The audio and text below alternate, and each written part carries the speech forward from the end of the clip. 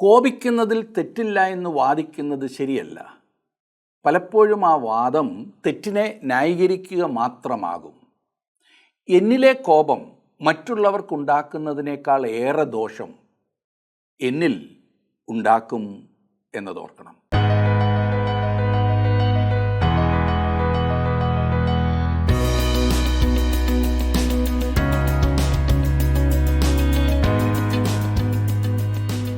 ജീവസന്ദേശത്തിൻ്റെ വേദപഠന ക്ലാസ്സിലേക്ക് സ്വാഗതം.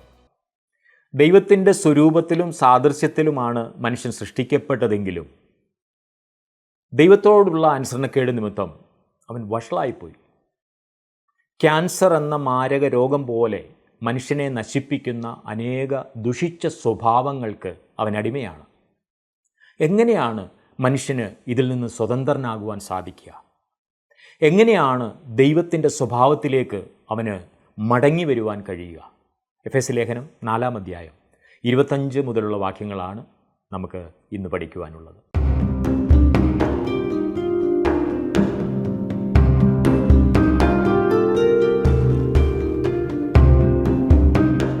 എഫെസ്യ ലേഖനം 4-ാം അധ്യായത്തിൻ്റെ 24-ാം വാക്യം വരെ നാം ചിന്തിച്ചു കഴിഞ്ഞിരുന്നല്ലോ.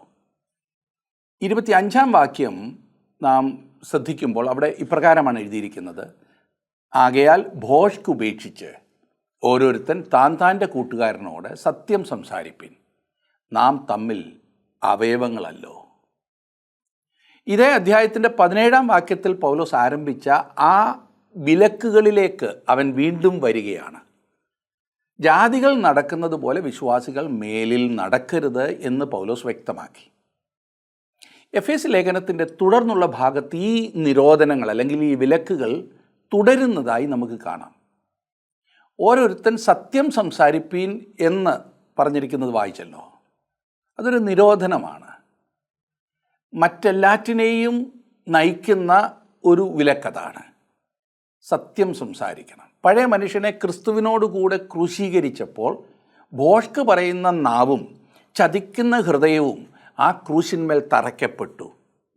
താങ്കളും ഞാനും കള്ളന്മാർ ആകുന്നു എന്നതാണ് ക്രിസ്തു നമുക്ക് വേണ്ടി മരിക്കേണ്ടി വന്നതിൻ്റെ ഒരു കാരണം.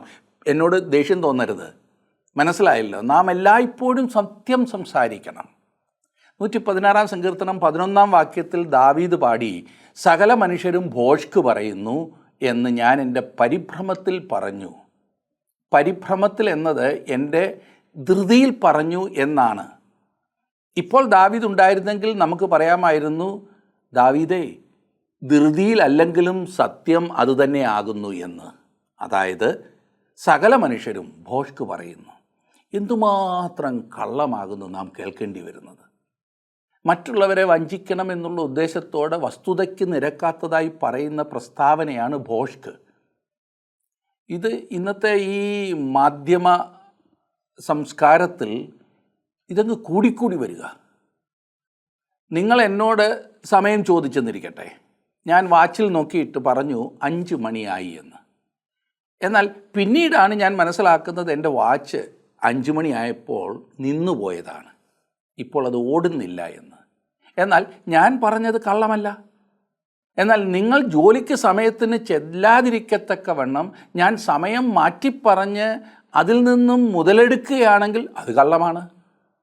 സാത്താൻ കള്ളനാകുന്നു. യോഹന്നാൻ സുവിശേഷം എഴുതിയപ്പോൾ 8-ാം അധ്യായത്തിൻ്റെ 44-ാം വാക്യത്തിൽ ഇപ്രകാരം പറഞ്ഞു: ദൈവം കള്ളം പറയുന്നു എന്ന് മനുഷ്യരെ കൊണ്ട് വിശ്വസിപ്പിക്കുവാൻ സാത്താൻ ആഗ്രഹിക്കുന്നു. നാം സത്യം പറയുമ്പോൾ ദൈവത്തിൻ്റെ ആത്മാവ് പ്രവർത്തിക്കുന്നു, കള്ളം പറയുമ്പോൾ ആരാകുന്നു പ്രവർത്തിക്കുന്നത് എന്നറിയാമല്ലോ. ഭോഷ്കിനെ സ്നേഹിക്കുകയും അത് പറയുകയും ചെയ്യുന്നവർക്ക് വേണ്ടി ഒരുക്കിയിരിക്കുന്ന സ്ഥലമാണ് നരകം. ഭോഷ്ക് ഉപേക്ഷിച്ച് സത്യം സംസാരിക്കുക എന്ന് പുതിയ സൃഷ്ടിയോട് ബന്ധിപ്പിച്ചാണ് പറയുന്നത്. വ്യാജം പറയരുതെന്ന് മാത്രമല്ല, വ്യാജത്തിൻ്റെ ആ ഭാവം പോലും ഉപേക്ഷിക്കണം. അശുദ്ധമായതൊന്നും വിശുദ്ധമായിരിക്കുകയില്ല എന്നോർക്കണം. വിശുദ്ധ കപടങ്ങളും വഞ്ചനകളും ക്രിസ്തുമാർഗത്തിൽ ഭയങ്കര പാപങ്ങളാണ്. ഇല്ല എന്ന് പറയേണ്ടപ്പോൾ ഉണ്ട് എന്നും, ഉണ്ട് എന്ന് പറയേണ്ടപ്പോൾ ഇല്ല എന്ന് പറയുന്നതും പലരുടെയും ഒരു ശീലമായി മാറിപ്പോയി. അവിശ്വസ്തത, അതിശയോക്തി, ചതി, വാക്കുപാലിക്കാതിരിക്കുക, വിശ്വാസവഞ്ചന, മുഖസ്തുതി, എല്ലാ വിധത്തിലുമുള്ള വെട്ടിപ്പുകൾ, ഇവയെല്ലാം ഭോഷ്കിൽപ്പെടും. ഓ സാരമില്ല എന്ന വിധത്തിലാണ് പലരുടെയും സംസാരം. നീ എവിടെയായിരുന്നു എന്ന് ഒരാളോട് ചോദിച്ചാൽ, ഓ ഇവിടെ വരെ. അത് കള്ളമാണല്ലേ? നിങ്ങൾക്കറിയില്ലായിരുന്നു എവിടെ പോയെന്ന്? കള്ളം തന്നെ വെളുത്ത കള്ളവും കറുത്ത കള്ളവും ഒക്കെയുണ്ട്. എല്ലാം കള്ളം തന്നെയാണ്. പലപ്പോഴും ഇത് ഉള്ളതുപോലെ പറയുവാൻ സാധിക്കാത്തത് കൊണ്ടാണ് ഇങ്ങനെ ഉണ്ടാകുന്നത്. വിശ്വാസികളെന്ന് ഈ അഭിമാനിക്കുന്നവരുടെ ഇടയിൽ ഇന്ന് ഏറ്റവും അധികം കണ്ടുവരുന്ന ഒരു രോഗമാണ് ഈ ഭോഷ്ക് പറച്ചിൽ. വിശുദ്ധ കള്ളങ്ങൾ പോലും ഉണ്ടെന്നോർക്കണം. ഇതിന് പറഞ്ഞിരിക്കുന്ന ശിക്ഷയ്ക്ക് ഇതുവരെ മാറ്റമൊന്നുമില്ല, ഇനിയും മാറുമോ എന്ന് തോന്നുന്നുമില്ല. മത്തായി എഴുതിയ സുവിശേഷം 5-ാം അധ്യായത്തിൻ്റെ 37-ാം വാക്യത്തിൽ കർത്താവ് പറഞ്ഞത്, നിങ്ങളുടെ വാക്ക് ഉവ്വ് ഉവ്വ് എന്നും ഇല്ല ഇല്ല എന്നുമായിരിക്കട്ടെ. ഇതിൽ അധികമായത് ദുഷ്ടനിൽ നിന്ന് വരുന്നു. നമ്മുടെ കർത്താവിൻ്റെ വാക്കുകൾ മുഴുവൻ സത്യമായിരുന്നു. അന്നത്തെ മതനേതാക്കന്മാർ തങ്ങളുടെ വാക്കുകൾ മധുരതരമാക്കുവാനും മറ്റുള്ളവർ അത് വിശ്വസിക്കുവാനും മസാല ചേർത്തിരുന്നു എന്ന് വ്യക്തമാണ്. അവർ സ്വർഗത്തെക്കൊണ്ടും ഭൂമിയെക്കൊണ്ടും എല്ലാം ആണയിട്ടിരുന്നു. ഒരു സത്യത്തെ ശക്തിപ്പെടുത്തുവാൻ ആണയിടേണ്ട കാര്യമൊന്നുമില്ല. കർത്താവ് പറയുന്നത് എന്തെന്നാൽ, ദൈവരാജ്യം സത്യത്തിലും നന്മയിലുമാണ് പണിതിരിക്കുന്നത്, അന്ധകാര രാജ്യം പണിതിരിക്കുന്നത് ദുഷ്ടതയിലും ഭോഷ്കിലുമാണ്. സകല കള്ളത്തിൻ്റെയും പിൻപിൽ പ്രവർത്തിക്കുന്നത് സാത്താനാണ്. താങ്കൾ പറഞ്ഞത് നല്ല കള്ളമാണെങ്കിലും മോശമായ കള്ളമാണെങ്കിലും അതിൻ്റെ പിൻപിൽ താങ്കളിൽ പ്രവർത്തിച്ചത് സാത്താനാണ്. അവനെക്കുറിച്ച് യോഹന്നാൻ്റെ സുവിശേഷം 8-ാം അധ്യായത്തിൻ്റെ 44-ാം വാക്യത്തിൽ കർത്താവ് പറഞ്ഞത്, അവൻ ആദി മുതലേ കൊലയാളിയായിരുന്നു, അവനിൽ സത്യമില്ലാത്തത് കൊണ്ട് അവൻ സത്യത്തിൻ്റെ വശത്ത് നിൽക്കുന്നതുമില്ല എന്നാണ്. മാത്രമല്ല, വ്യാജം പറയുമ്പോൾ അവൻ സ്വന്തം ഭാഷയിൽ സംസാരിക്കുന്നു, അവൻ വ്യാജം പറയുന്നവനും വ്യാജത്തിൻ്റെ അപ്പനുമാകുന്നു. വേറൊരു തർജിമയിൽ പറയുന്നത്, അവൻ നുണ പറയുമ്പോൾ തൻ്റെ തനി സ്വഭാവം പ്രകടിപ്പിക്കുകയാണ് എന്നത്രേ. അപ്പോൾ ഏതെങ്കിലും വിധത്തിലുള്ള കള്ളം പറയുന്നവർ തങ്ങളുടെ പിതാവിൻ്റെ തനി സ്വഭാവം പ്രകടിപ്പിക്കുകയാണ്. ദൈവം സകലവും സത്യത്തിനായി രൂപീകരിച്ചതാണ്. എന്നാൽ സാത്താൻ എല്ലാം തിരിച്ചു പറിച്ചു. അങ്ങനെ അവൻ ഇന്ന് മനുഷ്യരെ വിശ്വസിപ്പിക്കുന്നത് വിജയിക്കണമെങ്കിൽ വ്യാജം പറവാൻ കൂടി തയ്യാറായിരിക്കണം എന്നത്രേ. കള്ളം കറങ്ങിയതും കുഴപ്പമുണ്ടാക്കുന്നതും ചതിക്കുന്നതുമാണ്. സത്യം നേരെയുള്ളതും തിരുമറി യാതൊന്നുമില്ലാത്തതും തുറന്നതുമാണ്. കള്ളം പറയുന്ന പക്ഷം നിങ്ങൾക്ക് നല്ല ഓർമ്മശക്തി വേണം. കാരണം എന്താണ് പറഞ്ഞതെന്ന് ഓരോ പ്രാവശ്യവും നിങ്ങൾ ഓർത്തിരിക്കണം. കൂടുതൽ കള്ളം പറയും തോറും കൂടുതൽ ആകുല ചിന്ത ഉള്ളിലുണ്ടാകും. കാരണം എപ്പോഴാണ് തെറ്റിച്ച് പറയുന്നത് എന്നറിയില്ലല്ലോ.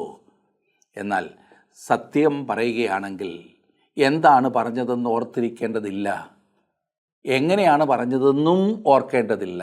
കാരണം ഒരു കാര്യമല്ലേ പറയാനുള്ളൂ, അത് എപ്പോഴും പറയുന്നു, അത്രമാത്രം. വളച്ചു കെട്ടുവാൻ ഒന്നുമില്ല. സത്യം സംസാരിക്കുന്നതിൽ എന്തുമാത്രം മാനസിക പിരിമുറുക്കം കുറയ്ക്കാമെന്നറിയാമോ? ഒരു സാധാരണ സഭയിലെ ഒട്ടുമുക്കാലും പ്രശ്നങ്ങൾ പരിഹരിക്കാൻ ഒന്നേ വേണ്ടൂ, അതിലെ അംഗങ്ങളെല്ലാം സത്യം സംസാരിക്കുന്നവരാകുക, അഭിനയമരുത്. കുടുംബത്തിലെ പ്രശ്നത്തിനും പരിഹാരം സത്യം സംസാരിക്കുക, എല്ലായിടത്തും ഇത് പ്രാവർത്തികമാക്കുക. തങ്ങൾ അനുഭവിക്കുന്ന സന്തോഷത്തിന് അതിരുണ്ടാകില്ല. അപ്പോൾ വ്യാജത്തിൻ്റെ മയം പോലും നമ്മിൽ ഉണ്ടാകരുത്. എന്ത് വില നൽകേണ്ടി വന്നാലും കള്ളം കള്ളമായി തന്നെ തള്ളിക്കളയണം. ഇനിയും 4-ാം അധ്യായത്തിൻ്റെ 26-ാം വാക്യത്തിലേക്ക് വരുമ്പോൾ നാം അവിടെ കാണുന്നത്, കോപിച്ചാൽ പാപം ചെയ്യാതിരിപ്പീൻ, സൂര്യൻ അസ്തമിക്കുവോളം നിങ്ങൾ കോപം വെച്ചുകൊണ്ടിരിക്കരുത്, പിശാചിന് ഇടം കൊടുക്കരുത്. വേറൊരു വിഷയത്തിലേക്ക് വരികയാണ് പൗലോസ് ഇവിടെ. കോപിച്ചാൽ പാപം ചെയ്യാതിരിപ്പീൻ. കോപിപ്പീൻ എന്നാൽ പാപം ചെയ്യരുതെന്നാണ് ശരിയായ തർജ്ജിമ. ചില പ്രത്യേക വ്യവസ്ഥകളോട്, ചില പ്രത്യേക വ്യക്തികളോട് കോപിക്കുവാൻ വിശ്വാസിയോട് കൽപ്പിച്ചിരിക്കുന്നു. ഇത് അംഗീകരിക്കുവാൻ പലർക്കും, പ്രത്യേകിച്ച് കോപിക്കുന്നവർക്ക് പോലും ബുദ്ധിമുട്ടായി തോന്നുന്നുണ്ടാകും. എന്നാൽ കോപം എന്ന വികാരത്തെ കാണേണ്ട വിധം കണ്ടാൽ അത് വളരെ പ്രയോജനം ചെയ്യുന്ന ഒന്നായി മനസ്സിലാകും. നമുക്ക് അനിഷ്ടം തോന്നുന്ന ഏതെങ്കിലും കാരണത്താൽ ഉണ്ടാകുന്ന വികാരത്തള്ളലാകുന്നു കോപം എന്ന് ചിന്തിക്കാവുന്നതാണ്. അതിൽ തന്നെ കോപം പാപമല്ല. പലർക്കും ഒരു ചിന്തയുണ്ട്, ഒരു ദൈവപൈതൽ ഒരുതരം ചതഞ്ഞ അവസ്ഥയിലുള്ള വ്യക്തിയായിരിക്കണമെന്ന്. എന്ന് പറഞ്ഞാൽ എല്ലാ സാഹചര്യത്തിലും എല്ലാ അവസ്ഥയിലും മധുരം കനിയുന്നവൻ ആയിരിക്കണമെന്ന്. സത്യത്തിൻ്റെ പോരാട്ടത്തിൽ ഒരു വിശ്വാസിക്കും നിഷ്പക്ഷമായിരിക്കുവാൻ സാധ്യമല്ല. യുദ്ധം എന്ന് പറയുമ്പോൾ രണ്ട് കക്ഷികളുണ്ടല്ലോ. സത്യത്തിൻ്റെ യുദ്ധത്തിൽ ഒരു വിശ്വാസി ആരോട് ചേരുമെന്നത് പ്രധാനപ്പെട്ട സംഗതിയാകുന്നു. അവൻ അല്ലെങ്കിൽ അവൾ കള്ളം പറയുകയും ഏഷണി പറയുകയും ചെയ്യുന്ന ഒരുവൻ്റെ സ്വഭാവത്തെ, പ്രത്യേകിച്ചും മറ്റൊരു വിശ്വാസിയുടെ ആ സ്വഭാവത്തെ വെറുക്കണം. ആ സ്വഭാവത്തെ, ആ വ്യക്തിയല്ല. ഒരു വിശ്വാസിയുടെ ജീവിതത്തിൽ കാണരുതാത്ത ഒന്നത്രേ ഉൾപ്പക. പത്രോസിൻ്റെ 1-ാം ലേഖനം 2-ാം അധ്യായത്തിൻ്റെ 1-ാം വാക്യത്തിൽ പത്രോസ് പറയുന്നത്, ആകയാൽ സകല ദുഷ്ടതയും, അതായത് ഉൾപ്പകയും നീക്കി കളഞ്ഞ് എന്നത്രേ. ഈ ഉൾപ്പക, വിദ്വേഷം എന്ന് പറഞ്ഞാൽ ഘനീഭവിച്ച കോപമാകുന്നു. ഘനീഭവിച്ച കോപം, ഉറഞ്ഞു കിടക്കുന്ന വിദ്വേഷം. തെറ്റ് തിരുത്തിക്കഴിഞ്ഞാൽ പിന്നെ ബദ്ധവൈര്യം ഒന്നുമില്ല. ക്ഷമിക്കുക, മറക്കുക എന്നതാണ് അവിടുത്തെ പ്രമാണം. ക്രിസ്തുവിലായിത്തീർന്നിട്ടുള്ളൊരു ദൈവപൈതൽ ആരോടും വിദ്വേഷം വെച്ചുകൊണ്ടിരിക്കുവാൻ പാടില്ല. പകയും പാപമയമായ ചിന്തയും നമ്മുടെ ജീവിതത്തിൽ പിശാച് ഒരവസരം ഉണ്ടാക്കിയെടുക്കുകയാണ്, അല്ലെങ്കിൽ നാം അതിന് ഒരവസരം ഉണ്ടാക്കി കൊടുക്കുകയാണ്. അനേകർക്കും തങ്ങളുടെ ജീവിതത്തിൽ എന്തെങ്കിലുമൊക്കെ വിട്ടുകളയാത്തതായിട്ടുണ്ട്. അവർ ചിലരെയൊക്കെ വെറുക്കുന്നു. അവർക്ക് അതിനെ അതിജീവിക്കുവാൻ സാധിക്കുന്നില്ല. അവർക്ക് ക്ഷമിക്കുവാൻ കഴിയുന്നില്ല. ഈ വക കാര്യങ്ങളിൽ നാം വളരെ ശ്രദ്ധിക്കണം. ഈ പക അങ്ങനെയുള്ളവരുടെ ആത്മീയ ജീവിതത്തെ ബാധിക്കുന്നു. അവരുടെ പ്രാർത്ഥനാ സമയത്ത് ഈ പറഞ്ഞ വ്യക്തിയും മനസ്സിൽ തെളിഞ്ഞു വരുന്നതിനാൽ പ്രാർത്ഥന മുടങ്ങുന്നു. ഞാൻ എന്ത് വേണമെങ്കിലും ചെയ്യാം, എന്നാൽ അവളോട് അല്ലെങ്കിൽ അവനോട് ക്ഷമിക്കുവാൻ മാത്രം എനിക്ക് സാധിക്കുന്നില്ല എന്ന ഒരു പക്ഷമാണ് പലർക്കും. പ്രിയ സുഹൃത്തെ, ക്ഷമിക്കാതെ താങ്കൾ എന്തെല്ലാം ചെയ്താലും വിശേഷമില്ല എന്നോർക്കണം. ഈ ക്ഷമിക്കാത്ത മനോഭാവം മറ്റെല്ലാത്തിനെയും തിന്നുകളയും. ഒരു വ്യക്തി തൻ്റെ ഭോഷ്ക് ഉപേക്ഷിക്കുവാൻ തയ്യാറാണെങ്കിൽ നാം ക്ഷമിക്കുവാനും മറക്കുവാനും തയ്യാറാകണം. യേശു കർത്താവ് കോപം കാണിച്ചു. അവനൊരിക്കൽ പള്ളിയിൽ ചെന്നപ്പോൾ അവിടെ കൈവരേണ്ട ഒരു മനുഷ്യനുണ്ടായിരുന്നു. കർത്താവിന് കോപം വന്നതിന് കാരണമുണ്ട്. ഈ മനുഷ്യനോട് കർത്താവ് എന്ത് ചെയ്യുമെന്ന് കാണുവാൻ പരീശന്മാർ അയാളെ അവിടെ കൊണ്ടുവന്ന് ഇരുത്തിയതാണ്. മർക്കോസ് എഴുതിയ സുവിശേഷം 3-ാം അധ്യായത്തിൻ്റെ 5-ാം വാക്യത്തിൽ നാം വായിക്കുന്നത്, അവരുടെ ഹൃദയകാഠിന്യം നിമിത്തം അവൻ ദുഃഖിച്ചുകൊണ്ട് കോപത്തോടെ അവരെ ചുറ്റും നോക്കി ആ മനുഷ്യനോട് കൈ നീട്ടുക എന്ന് പറഞ്ഞു. അവൻ നീട്ടി, അവൻ്റെ കൈ സൗഖ്യമായി. അപ്രകാരം ഒരു കാര്യം ചെയ്തതിൽ നമ്മുടെ കർത്താവ് പരീശന്മാരോട് കോപിച്ചു. ദിവസം മുഴുവൻ ദൈവം ദുഷ്ടന്മാരോട് കോപിക്കുന്നു എന്ന് നാം ബൈബിളിൽ വായിക്കുന്നു. എന്നാൽ അവർ തങ്ങളുടെ ദുഷ്ടത വിട്ടു പിന്മാറി അവങ്കലേക്ക് തിരിയുന്ന നിമിഷം അവൻ അവരെ രക്ഷിക്കുന്നു. ഒരു ക്രിസ്തു വിശ്വാസിയുടെ മനോഭാവവും അതുതന്നെ ആയിരിക്കണം. വ്യക്തിവിദ്വേഷത്തിൻ്റെ പേരിലുള്ള കോപം പാപം ചെയ്യുവാൻ പ്രേരകമാകും. വികാരം വിവേകത്തെ കീഴടക്കുന്നതാണ് മുൻകോപം എന്ന് പറയുന്നത്. ഞാൻ സൂചിപ്പിച്ചല്ലോ, കോപത്തിന് വേറൊരു വശമുണ്ടെന്ന് നാം അറിയണം. നീതിക്കും സത്യത്തിനും വേണ്ടി തിന്മയ്ക്കെതിരായി പ്രകടിപ്പിക്കുന്ന കോപം ആവശ്യമാണ്. നമ്മുടെ വികാരം പാപമായതിനാൽ വിശുദ്ധമായതോ നീതിയായതോ ആയ ഒരു കോപം നമുക്ക് അസാധ്യമാണ്. അഥവാ അങ്ങനെ വല്ലപ്പോഴും സാധിച്ചാൽ തന്നെ അത് നിഷ്പ്രയാസം വഴിതെറ്റുകയും സഹോദരനെതിരായി തിരിയുകയും ചെയ്യാനിടയുണ്ട്. നീതിപൂർവമായ കോപം പോലും നിയന്ത്രണ വിധേയവും സമയബന്ധിതവുമായിരിക്കണം. ഒരു പകൽ മുഴുവൻ പോലും കോപത്തിൻ്റെ മനോഭാവം വെച്ച് പുലർത്തരുത് എന്ന് പൗലോസ് പറയുന്നു. രാത്രിയുടെ നിശബ്ദതയിൽ കോപവുമായി കിടക്കയിലേക്ക് പോകുന്നത് പിശാചിന് ഇടം കൊടുക്കുകയാണ്. എത്ര ഭയാനകമായിട്ടുള്ള അന്തരീക്ഷം! ഇങ്ങനെ അനുവദിച്ചതിനാലാണ് അനേകരും ഇന്ന് നരകയാതന അനുഭവിക്കുന്നത്. ദൈവത്തോടോ മനുഷ്യനോടോ ഉള്ള കൂട്ടായ്മ ഭംഗപ്പെട്ടിരിക്കുകയാണ് അങ്ങനെയുള്ളവർക്ക്. അതിനൊരവസരം നാം ഒരിക്കലും ഉണ്ടാക്കരുത് എന്നാണ് ഞാൻ പറഞ്ഞത്. ബന്ധങ്ങൾ ശരിയായി സൂക്ഷിക്കുവാനും ആത്മീയത കാത്തു സൂക്ഷിക്കുവാനും ഈ പ്രമാണം വളരെയേറെ സഹായിക്കും. ഇനിയും 28ഉം 29ഉം വാക്യങ്ങൾ നമുക്ക് നോക്കാം. കള്ളൻ ഇനിയും കക്കാതെ മുട്ടുള്ളവന് ദാനം ചെയ്യുവാൻ ഉണ്ടാകേണ്ടതിന് കൈകൊണ്ട് നല്ലത് പ്രവർത്തിച്ച് അധ്വാനിക്കത്ര വേണ്ടത്. കേൾക്കുന്നവർക്ക് കൃപ ലഭിക്കേണ്ടതിന് ആവശ്യം പോലെ ആത്മീയ വർധനയ്ക്കായി നല്ല വാക്കല്ലാതെ ആകാത്തതൊന്നും നിങ്ങളുടെ വായിൽ നിന്ന് പുറപ്പെടരുത്.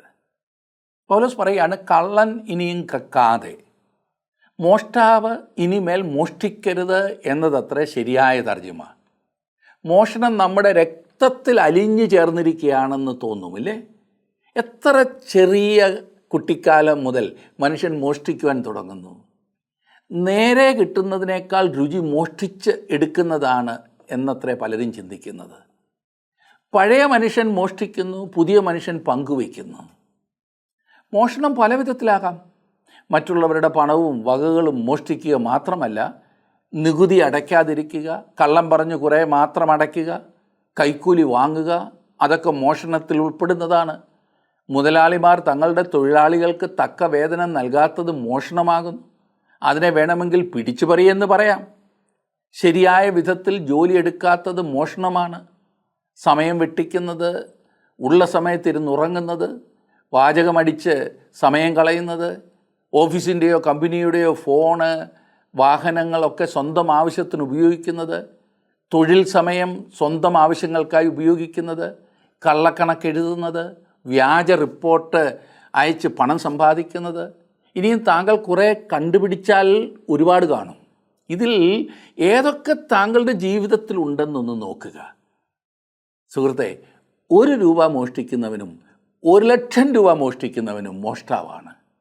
മറ്റുള്ളവരുടെ എന്തെങ്കിലും സാധനം അവരുടെ അറിവോ സമ്മതമോ കൂടാതെ താങ്കളുടെ വശം ഉണ്ടെങ്കിൽ അത് മോഷ്ടിച്ചു വച്ചിരിക്കുകയാണ്. അതിൽ യഥാസ്ഥാനപ്പെടാതെ ഒരു പുതിയ മനുഷ്യനായിരിക്കാൻ താങ്കൾക്കും എനിക്കും സാധിക്കില്ല. ഇവിടെ പറയുന്നു, മോഷ്ടാവ് ഇനിമേൽ മോഷ്ടിക്കരുതെന്ന്. എന്നിട്ട് പറഞ്ഞു, ആ കൽപ്പന അങ്ങനെ പറഞ്ഞ് അവസാനിപ്പിക്കുകയല്ലായിരുന്നു, നിരോധനത്തിനപ്പുറം പൗലോസ് പോകുന്നു.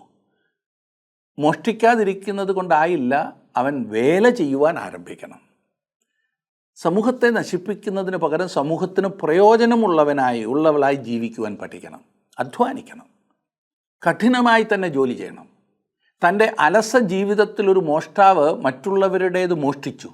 ഇപ്പോൾ മറ്റുള്ളവർ അവൻ്റെ സത്യസന്ധമായ അധ്വാനത്തിൻ്റെ പങ്ക് അനുഭവിക്കണമെന്നാണ് പൗലോസ് പറഞ്ഞത്. ഒരു ക്രിസ്തുവിശ്വാസി തൻ്റെ സ്വാർത്ഥ കാര്യങ്ങൾക്കായി ധനവാൻ ആകുവാൻ പാടില്ല.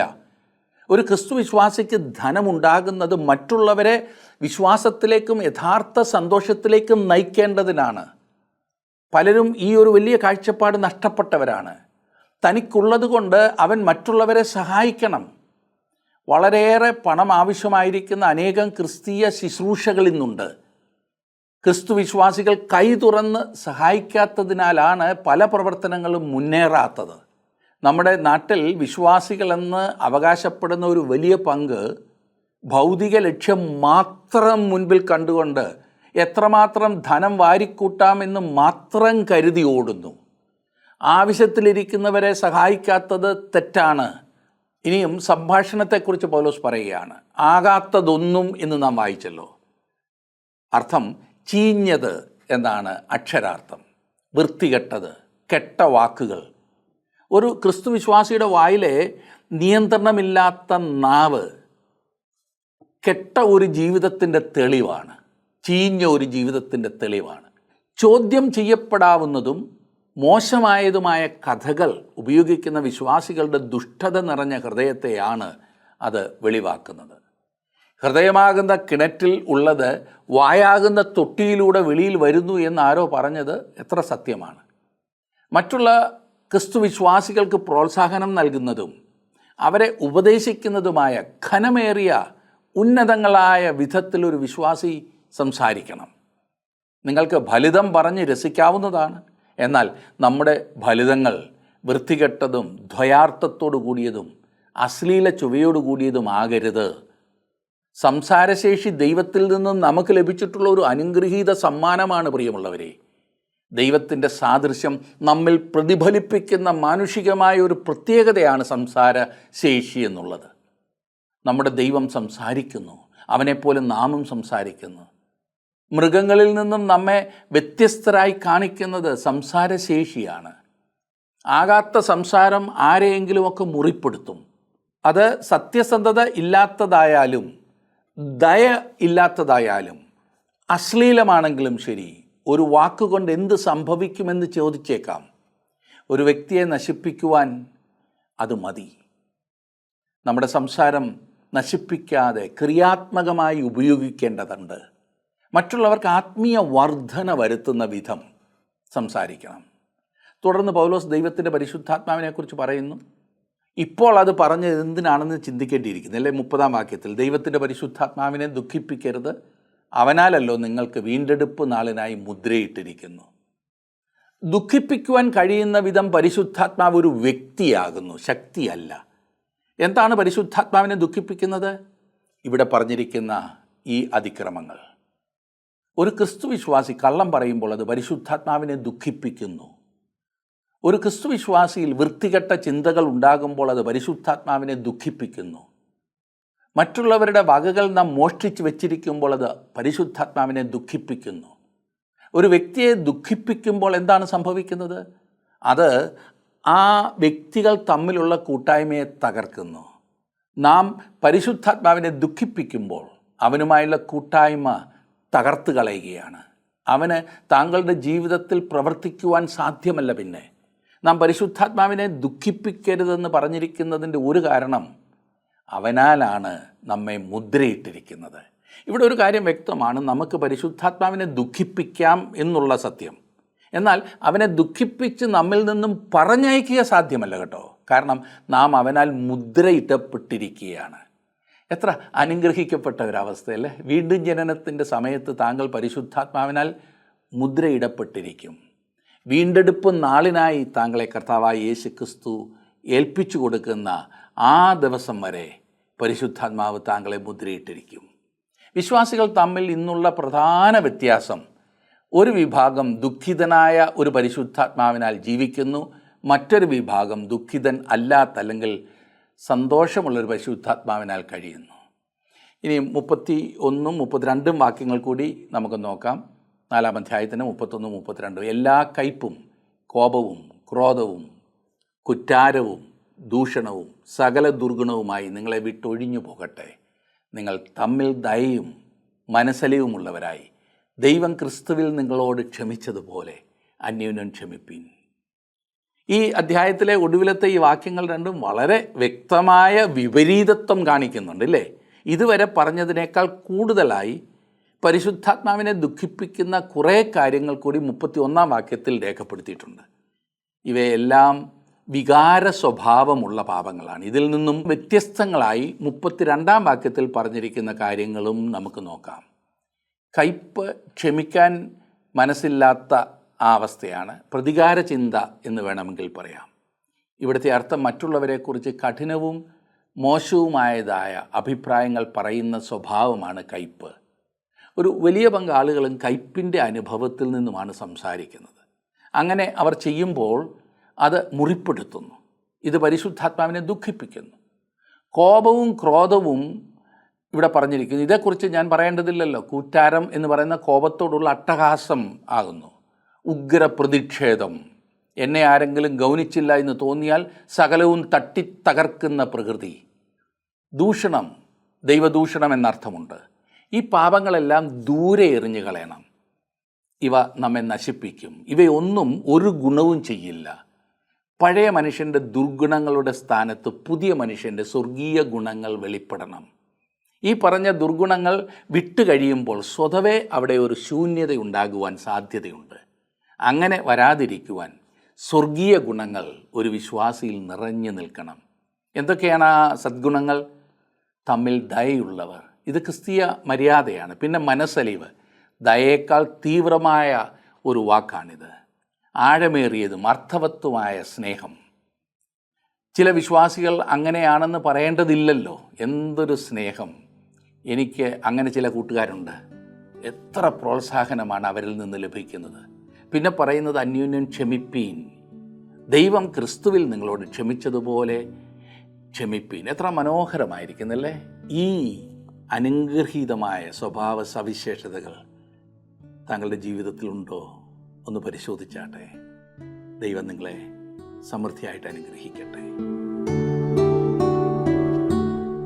എത്ര മോശമായ അവസ്ഥയിലായെങ്കിലും മനുഷ്യന് പ്രത്യാശയ്ക്ക് വകയുണ്ട് എന്നാണ് നമ്മൾ കേട്ടത്. ദൈവത്തിൻ്റെ വചനത്തെ ഹൃദയപൂർവ്വം അനുസരിച്ച് പാപത്തിൽ നിന്ന് മനുഷ്യന് സ്വാതന്ത്ര്യം പ്രാപിക്കുവാൻ കഴിയും. പാപത്തിൻ്റെ ശമ്പളം മരണമാണ്. എന്നാൽ ദൈവത്തിൻ്റെ കൃപാവരമോ നമ്മുടെ കർത്താവായ യേശുക്രിസ്തുവിൽ നിത്യജീവനാകുന്നു. കർത്താവായ യേശുക്രിസ്തുവിനെ വിശ്വസിക്കുന്നതിലും അനുസരിക്കുന്നതിലും കൂടെ നിത്യജീവൻ്റെ ഓഹരിക്കാരായി തീരുവാൻ നിങ്ങൾക്ക് സാധിക്കും. നിങ്ങളെ സഹായിപ്പാൻ ഞങ്ങൾ ഒരുക്കമാണ്. നിങ്ങളുടെ ചോദ്യങ്ങളും സംശയങ്ങളും ഒക്കെ ഞങ്ങളെ അറിയിച്ചാലും ദൈവം നിങ്ങളെ അനുഗ്രഹിക്കട്ടെ.